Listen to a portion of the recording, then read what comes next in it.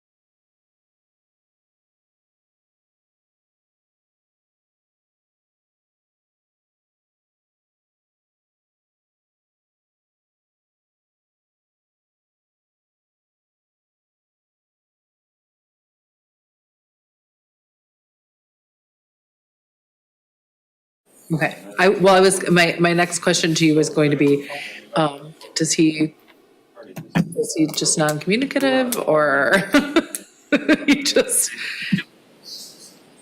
okay, okay. Who are we talking about? But, member Primo. But when is his term up? The end of this year, so this would be his last meeting. This would be his last meeting for ZBA anyway. Okay. Okay. Well, I can at least thank him for Is he gonna be here? his service. I don't know. We could be pleasantly surprised in a few minutes, or we're just gonna have the three of us. We're getting used to some lean proceedings, right, Jim? Yep. Always had quorum, so. We're working on, doing more outreach Okay, for members next year, but yeah. You got alternates, right? no. No. I thought, you guys said you had a couple Dan. of alternates from last year. I haven't called to order yet, but is there anything you want me to share as far as what can be done to help for Nob Hill? Yeah, you could share that donations to Meridian Cares. Meridian on Cares. Township's website, Okay, and use the search function right on the homepage. Okay. And the Meridian Cares page, and make a donation, and we will use that to help support families with Christmas gifts. okay, great. Thanks, Dan. Do you have a sec real quick? All right, well, it's 6:30. I think I'm gonna go ahead and get started, and we'll do what we can do. All right. Okay, I don't need to touch or move the microphones or anything. This is Yeah, they're always on, so just, I'm like, there's. good to know. We always got live mic. Okay, Like move it up. I know, I kept touching it. and I'm don't like- touch them. on, Keith is in charge. No, it's okay. So we get 3 out of 5. Did we? It's like I already tried to pick it up. yeah, you need all 3 yes That's what I votes. thought. Yep. Yes. Yep. We are hopeful that we have one more member joining us. We do, So, yeah. Yep. Okay, good evening. Today is Wednesday, December 21st, 2022. It is 6:31 PM, and I will now call this meeting to order. This is the Zoning Board of Appeals for the Charter Township of Meridian. And I will start with a roll call since we are slim today. Member Koenig. Present.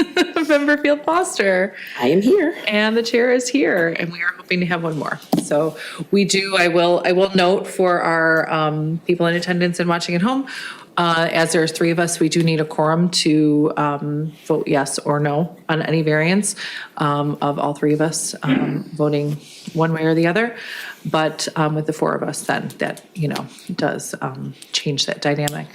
But we will, as always, do our best. Okay. First up on our agenda for the evening is approval of tonight's agenda. Member Field Foster. So moved. Support. All right. And this is a vote to approve tonight's agenda. Member Koenig? Yes. Member Field Foster? Yes. And the chair votes yes. And we will move on then to corrections, approval, and ratification of the minutes from October 19th, 2022. Anything that any note to anyone? I did not notice anything myself, so I would move to approve the minutes from October 19th. Support. Okay, moved by the chair, supported by Member Field Foster. This is a vote to approve the minutes. Member Koenig? Yes. Member Field Foster? Yes. And the chair votes yes. So we move on to communications. We had one communication in our packet from Mr. Brian Wynn regarding tonight's new business case. And reading through that, I don't think there's anything of note at this moment, other than that was received in our packets, and we did all read that. Going forward in the agenda, there is no unfinished business, so we get directly into new business, which brings us to ZBA case number 22-12-21-1, Newman Equity 2 LLC. And with that, I will pass it over to Mr. Chapman for his presentation. Good evening. So the applicant is requesting a variance to allow a road to be constructed in the wetland setback on 3 vacant parcels that are located north of Grand River Avenue and between Central Park Drive and Powell Road. Pull up the plan here. So the applicant is proposing to construct a 115-unit residential development that will consist of 60 duplexes and 55 single-family homes. Previously, the Planning Commission approved a special use permit to allow the single-family residential in the RD zoning district. And also this month, the Township Board approved a special use permit for the projects because it was greater than 25,000 square feet total. Total, the site is 32.2 acres and is zoned RD multifamily, 8 dwelling units per acre. So the wetlands that were on site were delineated in 2018. This delineation was updated in August of 2022. In total, there's 9 wetlands located on the property, 3 of which are regulated by the township. 4th wetland, wetland F, is shown as potentially regulated by the township. And because the wetland is greater than 5 acres in size, it is regulated by both the state of Michigan and the township. So the impacted wetland buffer, which can be seen in this area where my mouse is for the construction of a road that's adjacent to this wetland that's labeled wetland E. In total, that wetland is 3.15 acres in size and is subject to both state and township regulations. There's no direct impact inside of these wetlands. So our zoning ordinance has a couple of wetland setbacks in it. There's 40-foot and a 20-foot. The 40-foot setback prohibits any structures or grading, and then the 20-foot wetland setback, you can do like selective pruning and remove certain things, subject to no more than 10% of the length of a strip shall be cleared, cut, or mowed to a depth of the strip. Pathways accessing water features shall not exceed 10 feet in width, and a live root system shall be maintained to provide for stream bank stabilization and erosion control. So at its closest point, the road is proposed to be located 0 feet from the wetland boundary, which encroaches 20 feet into the 20-foot natural vegetation strip and 40 feet into the 40-foot wetland setback. So a 20-foot variance is requested and a 40-foot variance is requested. And that's all I have. Okay, thank you very much, Keith. Would the applicant or the applicant's representative like to come up and speak on the case? Sure. And if you could, sir, just give us your name and address for the public record. Joe Lucrecchio, 316 Birchwood Avenue, Traverse City, Michigan. As Mr. Chapman mentioned, in February of 2021, we received approval from the Township Board for up to 220 units of density, or 8 units to the acre. However, our project now consists of only 115 units, or 3.57 units to the acre. On November 14th, your Planning Commission recommended approval to the Township Board by a 7-to-1 margin. And at last week's board meeting, the trustees unanimously approved the project. So we're here this evening seeking a variance that would allow for a small portion of our road and corresponding site utilities to cross through the 40-foot wetland grading setback. Without this variance, 103 of the 115 units would have ingress and egress from Powell Road only, and the other 12 units and clubhouse would be accessed solely from Central Park. Additionally, all of the site utility infrastructure would be negatively impacted, including an inability to loop our water main. The sanitary sewer on the west side would require a pump station, and all the stormwater would not follow its natural drainage course. Perhaps the most significant concern is that of life safety, with emergency responders not having full circulation through the development without this road connection. The planning department recommended that we pursue this variance as the best possible option, as opposed to obtaining a wetland permit for wetlands that we are not impacting with our proposed design. The board agreed with that approach. As stated, all of this work will take place within your wetland grading setback, and the wetlands will not be impacted.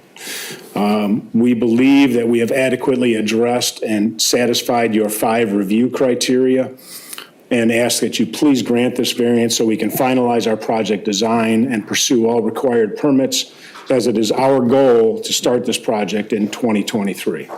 So Matt Diffin, our project engineer, is here with us.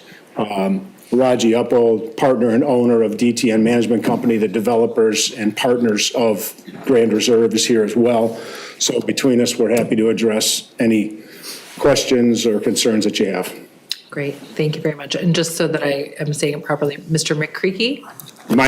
Yes. Locrecio, Joe Locrecio. Locrecio, thank you. That's okay. I knew I That's didn't hear okay. that right. I appreciate you. No problem. Locrecio. Okay, and welcome. Yeah, no, hey, you're here. And they were hoping to have 4 faces here, so we have 4 faces. Welcome to Member DeShane, who's joining us. And if you'd like to stay close by, that'd be Sure. great. Okay. And Yeah. is there anybody else that would like to speak on this case this evening? Anybody else that has anything to add? If not, we're going to go ahead and get into our board time. Okay.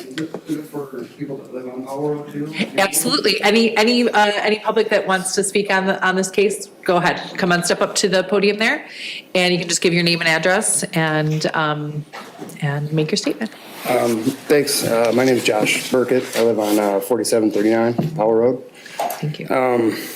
The day I got the letter for the first meeting about it, I also received a letter that said, talking about the township and preserving the environment and wetlands and stuff like that. I thought it was kind of ironic because I received the letter about this construction and that in the same day. You know, we're ruining them, but yet we're supposed to protect them. Powell Road, I've lived here my entire life. I'm almost 40. I've been Meridian Township 90% of it. I like the area. And that's part of what I like about it is the wetlands. And I've seen Powell Road my entire life. Over the past few years, it's degraded a lot.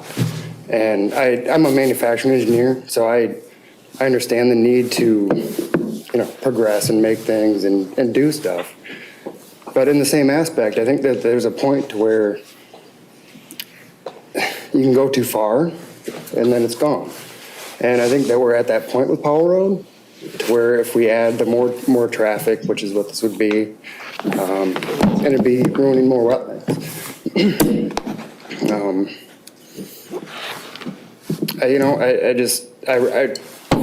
I'm not trying to, be against the builders, but I don't see a reason to put it on Powell Road because then it's gone.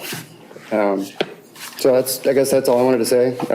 I'm not, trying to, it is what it is, but I just wanted to say that. Thank you. Thank you very much. Yeah, that's why we have public comment. Your comment is welcome, and it's noted on the public record, and we appreciate you for coming in and caring about your community. All right, is there anybody else that would like to speak on this case during the open public time here? Okay, if not, we're going to go ahead and get into our board time. All right, in that case, does anybody have any place they'd like to start? Bill, do you need us to bring you back up to speed, or are you good to go? I read the case ahead of time, I'm up to speed. So thank you. Fantastic. Well, and you sat on the Yes. board when this was presented as well, so you probably have some insight into those decision-making processes that we don't have. So, yes, Member Field Foster, get started. I'm not quite sure who to address the question to, so I'm just gonna ask the question. Ask it, let's see who answers. Yeah, I'm like, maybe Member DeShane might have some insight on this, or maybe the developer. So maybe I have two questions. As we were going through the facts, part of this said that both the state and the township have jurisdiction over these wetlands, but we're not necessarily impacting the wetlands.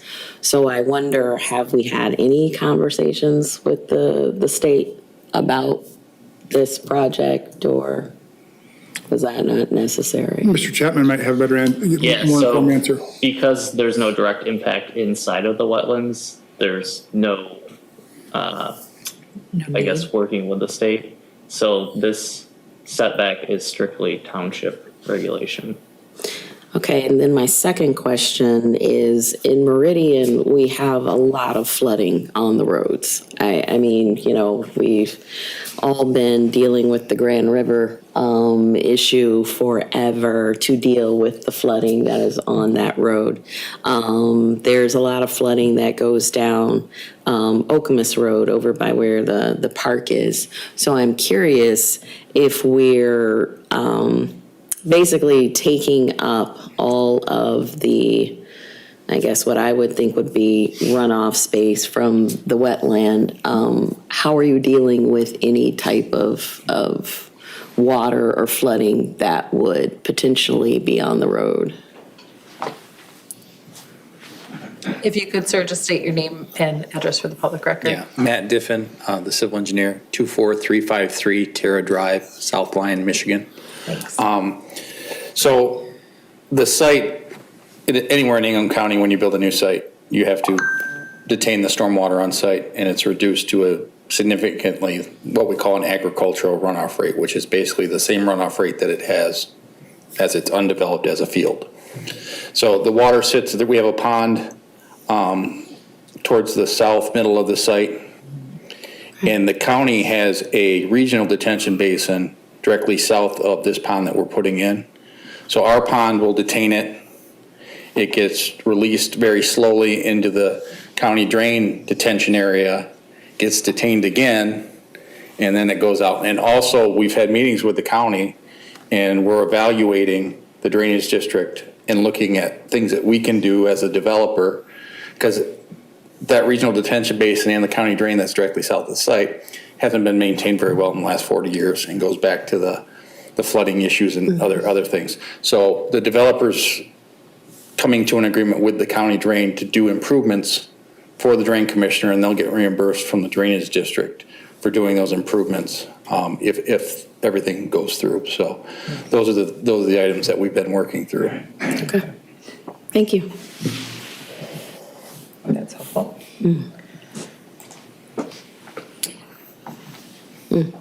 More questioning? Since you brought up the board, I'm glad to Yes. address the board discussion. This passed the board last meeting 7-0. The board liked this proposal because it was significantly reduced in density. It was clearly almost 200 units to begin with, and we asked the developer to scale it back. They did significantly. And the green space is now well over 60%. In initial proposals, it was closer to half. So the developer requested the developer to make this more ecologically friendly and less density. They came back to a proposal that the board was enthusiastic about. In terms of the issues with Powell Road, Powell Road it has been a very natural road for many years, and it is changing with the developments along there. Nonetheless, this project, where it's located and abutting to Central Park Drive, will actually be what some of us think of as infill development, so that it is such that you could walk from there to some of the commerce areas there, which is remarkable for this township to have a new development that has a walkable or bikeable feature.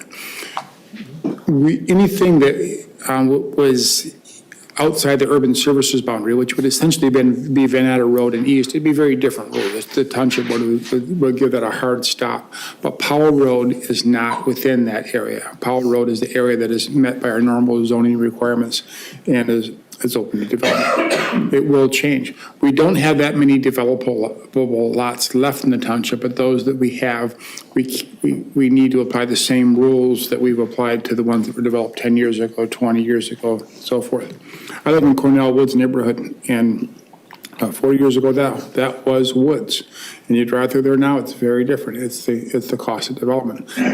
Some of us have put a lot of trees in trying to, if you will, relief or reforest part of the area, but development and a larger community like Meridian Township, which has grown 10% over the past 10 years, does include natural areas that are degraded, that are changed, that are developed. But your comments about Powell Road are accurate. It has changed significantly.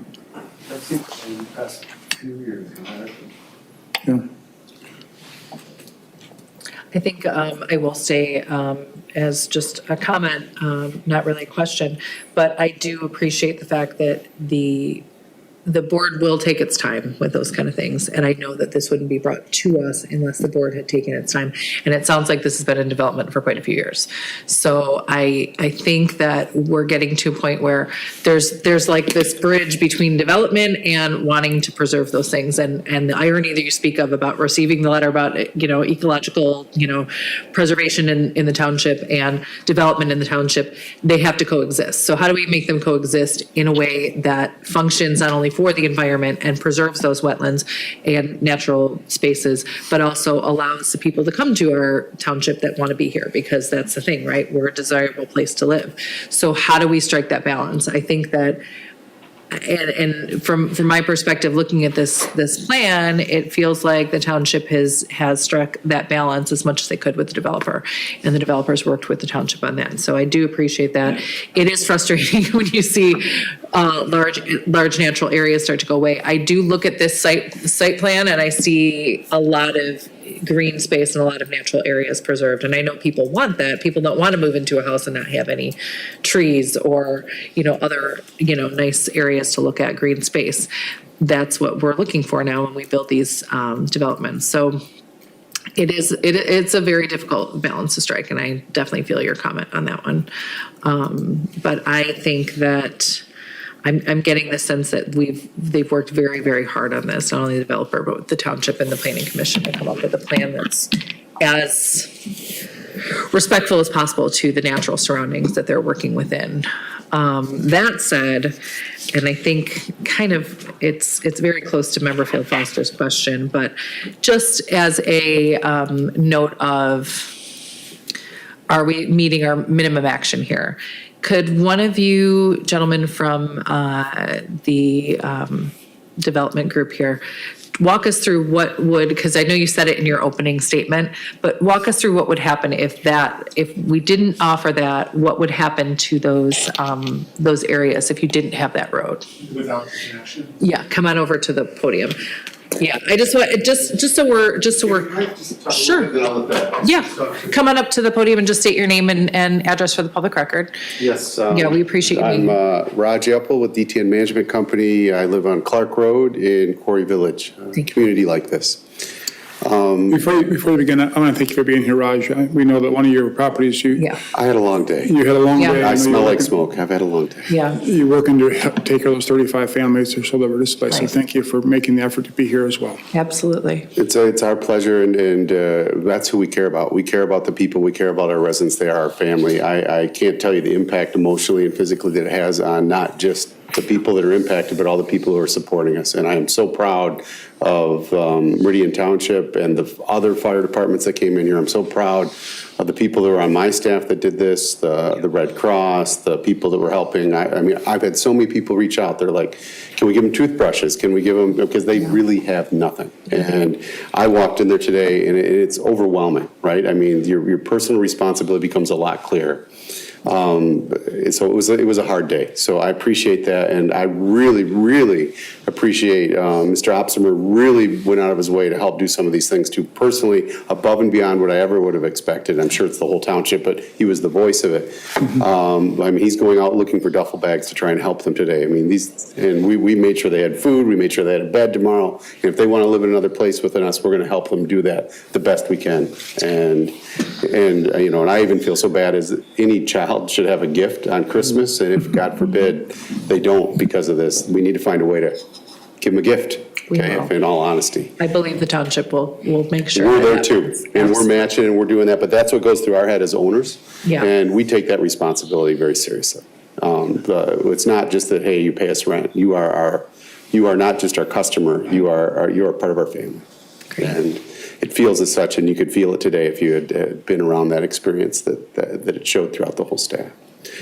But what I was going to say a little bit about this is that there are ways for us to get off the wetland buffer. But what the board asked us to do specifically, I'm drawing a blank on name just because I've had a bad day, but the long and the short, and I've been more prepared if I'm honest with you. But the long and the short of it was, they asked us not to impact the wetlands and mitigate it all. The solution to solving this problem, another solution that would work, is you could mitigate these wetlands and move them away. And we made the biggest effort not to. So when the question is, what would happen if the road's not there? It becomes a lot more dysfunctional without a connection. But the solution to the connection really is that instead of mitigating it, we did what the board asked us to. So at least we think we did. And they came back and told us we did. And so we made a big effort to try and not touch those wetlands. And the way we didn't touch those wetlands is we didn't mitigate them. Okay, we could mitigate them. We have enough land to mitigate them. And these wetlands specifically are pretty dry. When you talk about wetlands, these wetlands expanded quite a bit over a history of this thing, but when they put in the senior community that was adjacent to it, they built a road there. And there was a gentleman who passed, who owned the land. His name was Roger Drobny. But the long and the short of it, he owns it with Martha Mertz. But anyway, that's not relevant as much as when they did that, if they had put a drain pipe in there, this would not be a wetland today, okay? And someone made a mistake. And no one likes to say that. And I'm not pointing fingers at anyone. We're just living with what that happened. And so there are some wetland plants, okay? But it's not this full water basin. It's not a pond. It's not a, there's a few plants that came through here as that happened. And if I went back and looked at the original one, and the wetland was under a tenth of this, okay, prior to that road going in there, let's just say it that way. Because they had to do those boundaries and designations, and that's what caused the problem. But the long and the short of the answer is we tried to do what the township asked us to do, which was do not mitigate this. And so we made every effort that we could to not mitigate it. And that's why we ended up going along this wetland buffer. And I just wanted to make sure that history is understood. He's going to tell you what will happen. He could do a lot better job than that. But in terms of what's the history and how we got here, I wanted to share with you, our intent was to do what they asked. I mean, they asked for a lot more single-family homes. We put single-family homes. They asked for lower density. We put lower density in here. The Ingham County Drain Commission came to us and said, please retain all your water on your site. We figured out ways to do that. And in doing that, we reduced the density quite a bit. We're going to make these communities beautiful. I live in one right now at Corey Village in DeWitt. We built another one in Aspen, and we'd like to bring this to Meridian Township. I have lived in Meridian Township most of my life, moved away for about 10 years when I was out in Los Angeles, when I had these dreams of being a rocket scientist. But relevant to all that, I've come back and have been here until recently, and I now live in one of these developments, and I moved off a house that's on Lake Lansing. It was a beautiful home. But in lots of ways, I like living better in Corey Village than I do in my home that was on the lake. And I don't mean that in a mean way at all, as much as I move into these communities sometimes. I try not to tell everyone, but I move into them because I want to make them better for our customer and our residents and our family, in my opinion, who's our family, which is really hit home today. So I appreciate the time. Thank you. Thank you very much. And we're very thankful you're here today, despite what all happened earlier today. We appreciate you being here. Come on up, Mr. Tippett. Finish that answer for us.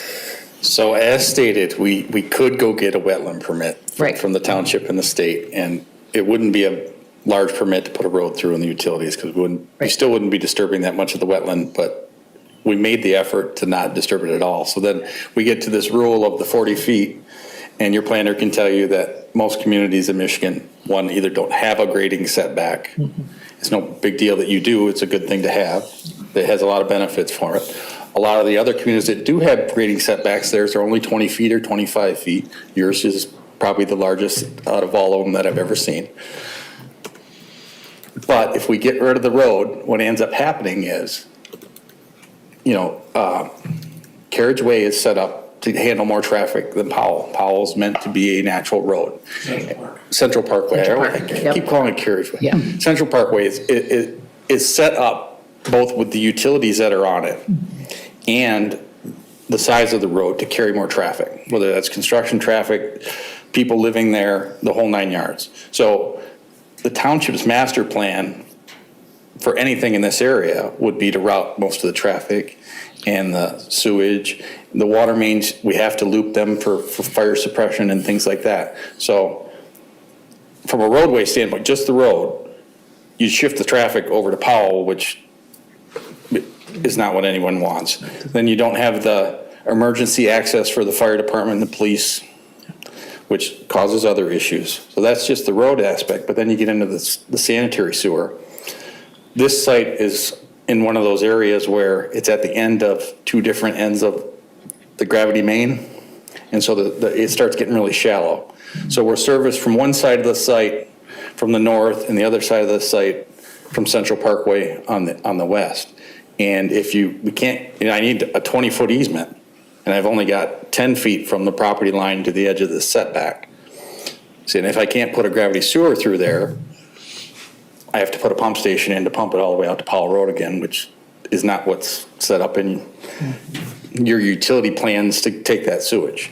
The same thing with the water main. I need a 20-foot easement for the water main. It has to be 10 foot off the sanitary source. Now I'm 40 feet.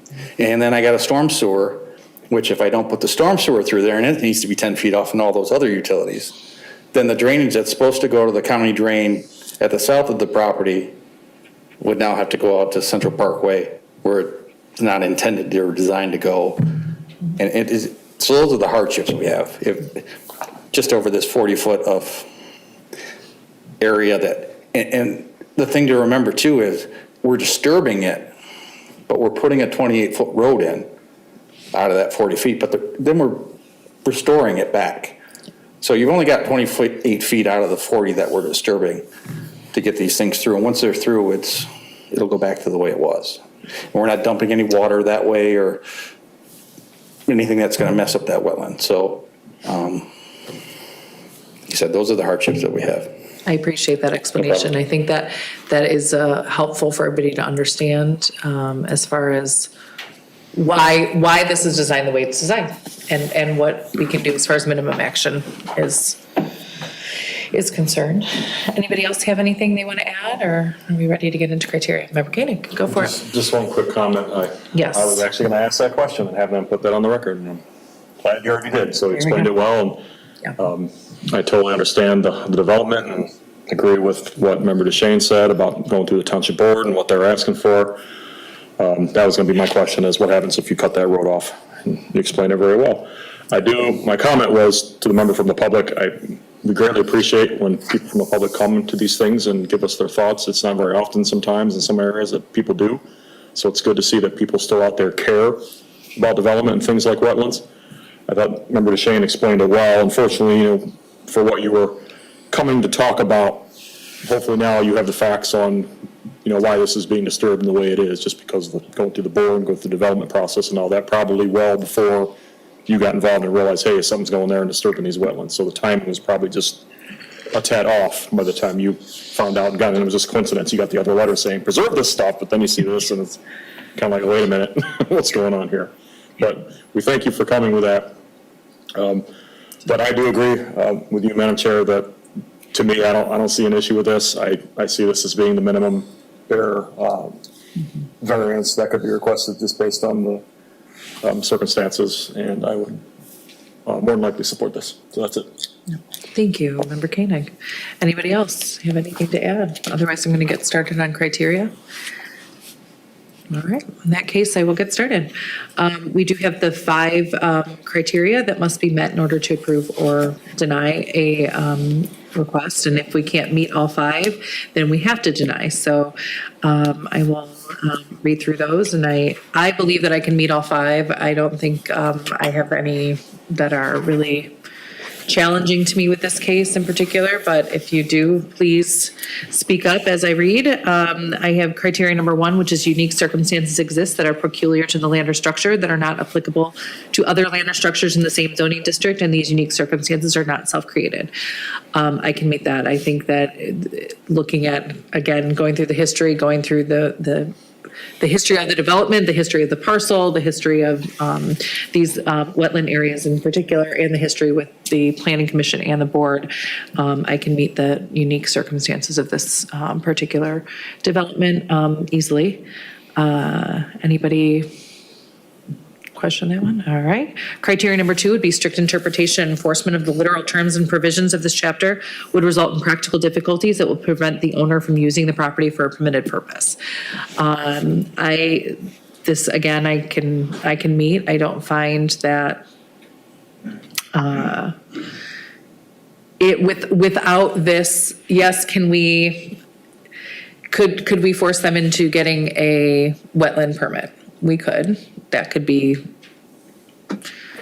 where I could see some gray area in criteria number 2, but granting the variance, I think, does help them get through those practical difficulties and needing this. And now we understand with great detail why this is a necessary variance request.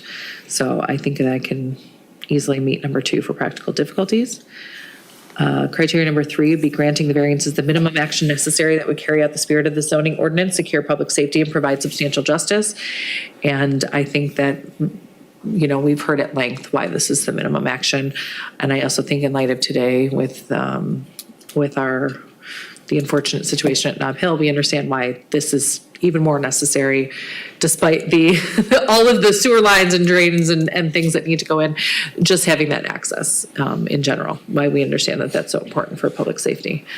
And I can definitely meet that criteria. Criteria number 4 would be granting the variance will not adversely affect adjacent land or the essential character in the vicinity of the property. And I will go back to what our community member here said, and I think that it's hard to see that change, but I do think that we'll still have as much of that natural element there, that they're working and doing their best to preserve as much of those natural aspects there, still striking that balance between, and I do see, it looks like, I know that in the packet there was more wetlands listed. I do see H, I, E, and F very, clearly on this. So there is quite a lot of wetland space here that is not being touched and that is still being respected. As the township grows, it's going to be harder and harder to find those natural spaces. And I do hope that we as a township can get to areas that we can maintain and preserve and protect in that way. And I know that the township board is sensitive to that as well. So I think that is something that they're sensitive and aware of too. So I hope that that's our going forward with our master plan. That is part of that master plan. But moving on to criteria number 5, granting the variance will be generally consistent with public interest and the purposes and intent of this chapter. And I can also meet that criteria. So I am in full support of this variance. Yes, Member Field Foster. So I think I'd like to go back to number 2 and just put some more, Sure. I think, meat behind it. Yeah. For the record. Please do. And at the end of the day, I mean, as I was reading over it, it was the prevent from the owner from using the property for a permitted purpose. Mm-hmm. And so as you were going through everything, I was trying to figure out, at the end of the day, what is preventing them from using it as a permitted purpose. Yes. And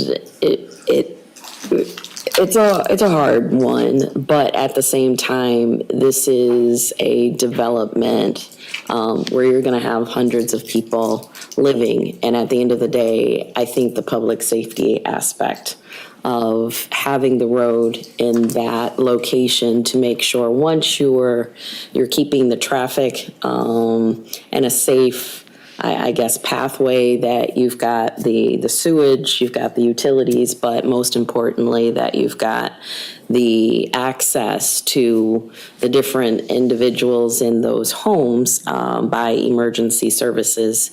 So I think, when you're looking at a developer that is building homes for different individuals, there's a responsibility on the part of that developer to make sure that they are putting together a safe neighborhood, a safe development.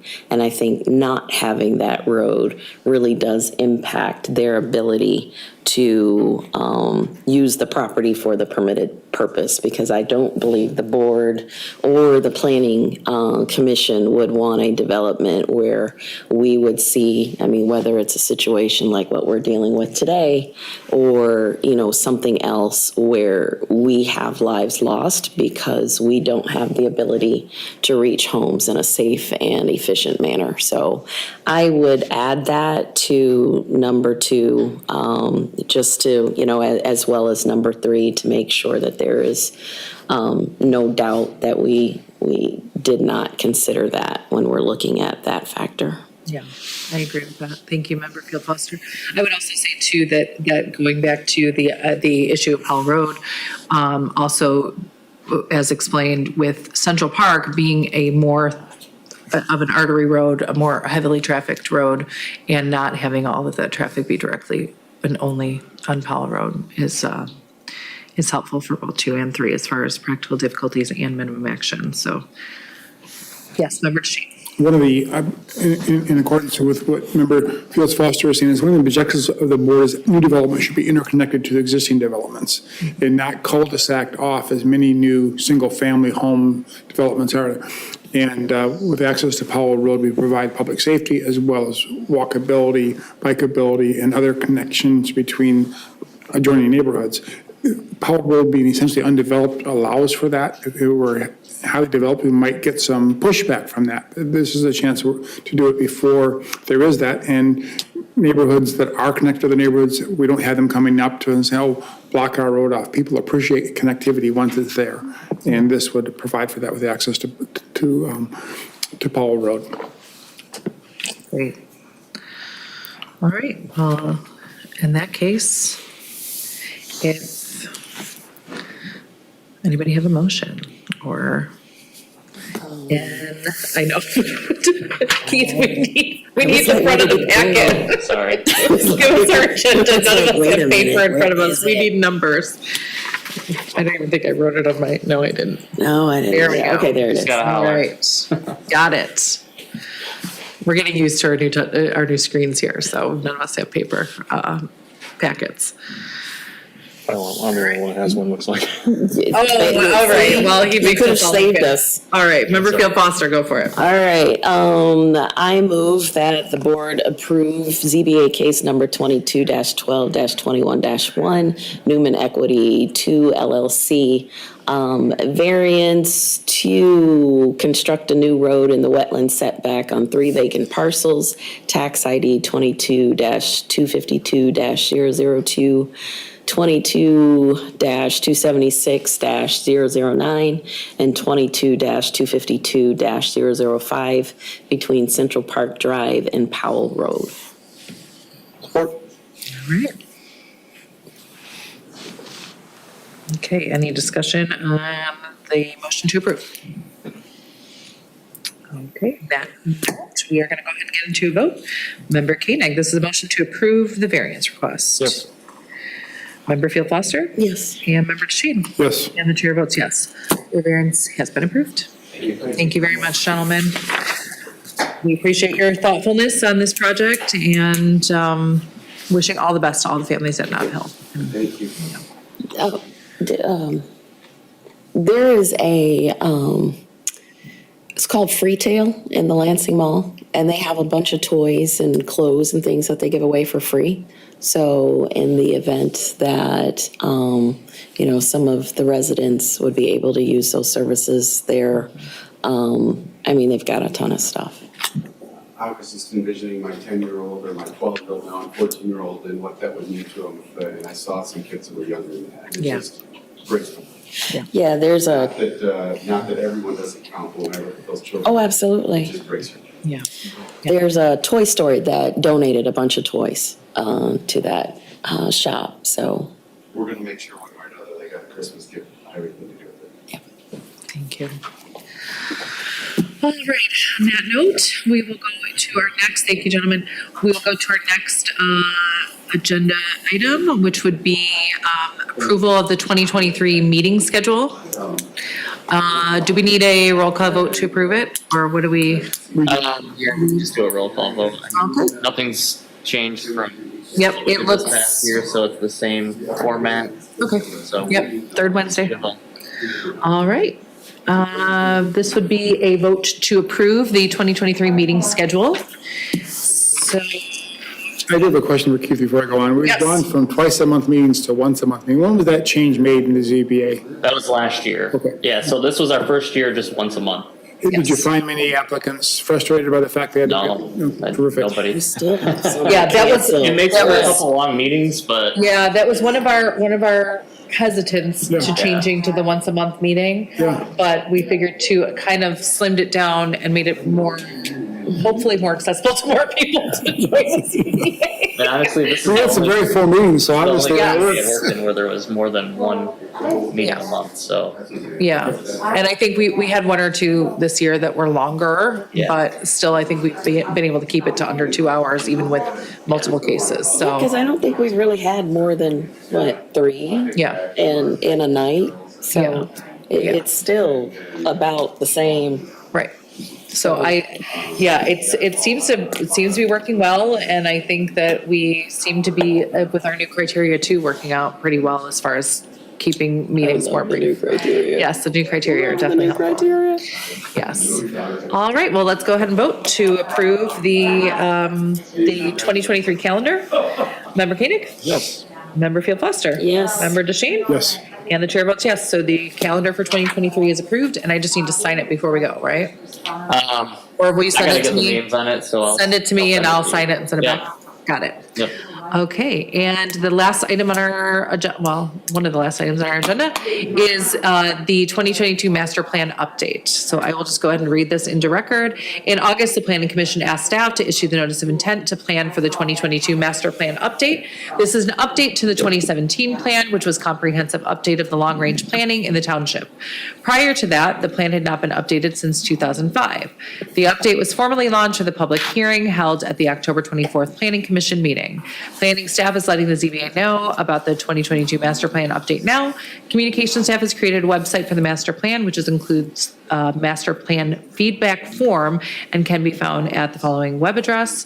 The Planning Commission welcomes the input of the ZBA to help guide the goals and objective for the next 5 years, and all comments are welcome at this time. So any and all of us are encouraged to read through the master plan, give feedback, what we want to add and take away. And also the encouragement is for the public to also look at and take a look at the master plan and add their feedback as well. So on our, kind of our responsibility as board members, please share with other community members, pass along any interested parties. They want as much feedback as possible.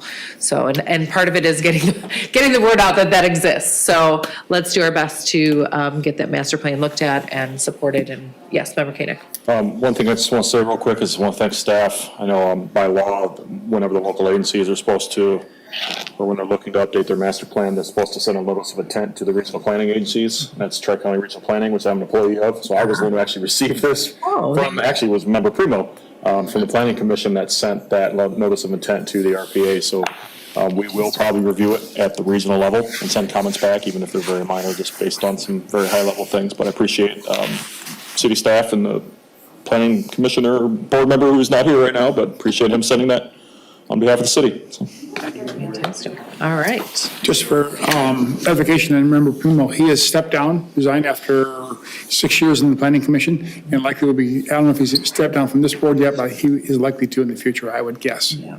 So, That's what I was led to understand, which is, unfortunate when you didn't get a chance to say goodbye. But I think, Keith, can you bring back up the top of that? I think we've hit the bottom of our agenda, Yeah, have that's we it. not? Okay. We've all. hit the bottom of the agenda. Okay, in that note, I will go to public remarks, and as I can see, there's nobody left here to give a public remark. We will close public comment and go into board member comments, which I have a couple, which the first would be our thanks to Member Primo for his service on the Planning Commission, and that we wish him well. And as I don't know that he'll want to stay on, I'm assuming he could be appointed a ZBA member, or an alternate member, I should say. I don't think there's any open spots for a full member, but we welcome him back if he'd like to join us.